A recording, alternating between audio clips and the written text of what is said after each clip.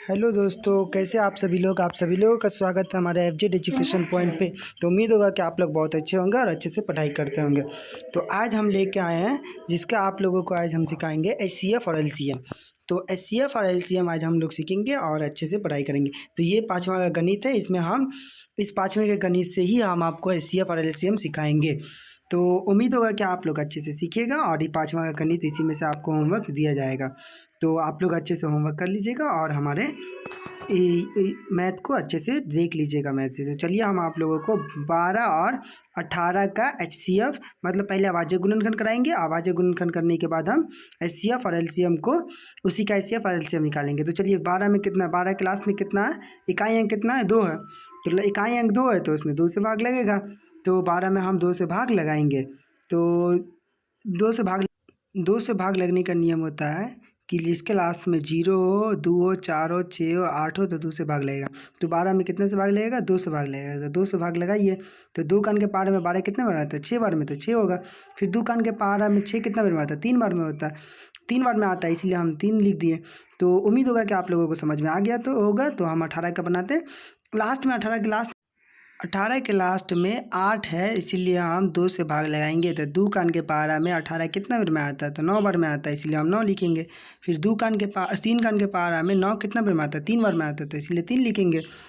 तो इतना तो कर देंगे। इसका आवाज़ गुणनखंड कर दिया। अब इसका मतलब 12 के बराबर लिखेंगे और 18 के बराबर। 12 के बराबर कितने लिखेंगे, 2 गुने 3 और 18 के बराबर लिखेंगे 2 गुने 3 तो आराम से ऐसे लिख देंगे। आप दोनों में देखेंगे ऊपर में नीचे में क्या मिल रहा है। तो ऊपर में नीचे में जो मिलेगा उसको गोल कर देंगे। मतलब ऊपर में 2 तो नीचे में भी 2 और ऊपर में 2 है तो नहीं होगा, नीचे में 2 नहीं है तो इसलिए नहीं होगा। फिर ऊपर में 3 है, नीचे में 3 है तो लगा देंगे।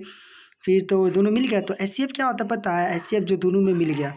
तो एचसीएफ जो दोनों में मिल गया तो कुंची मिला, 2 को 2 मिला तो 1 को 2 लिखेंगे और 2 को 3 मिला तो 1 को 3 लिखेंगे। तो 1 को लिखेंगे 2 और 1 को लिखेंगे 3। तो 1 को लिखेंगे 3। तो 2 को 3 से गुना करेंगे। तो 2 को 3 से गुना करेंगे तो कितना होगा, 6। तो इसी तो कीजिए आप लोग 2 को 3 से गुना कीजिए। तो 2 को 3 से गुना कीजिए तो कितना होगा, 6। और एलसीएम लिखिए, एलसीएम।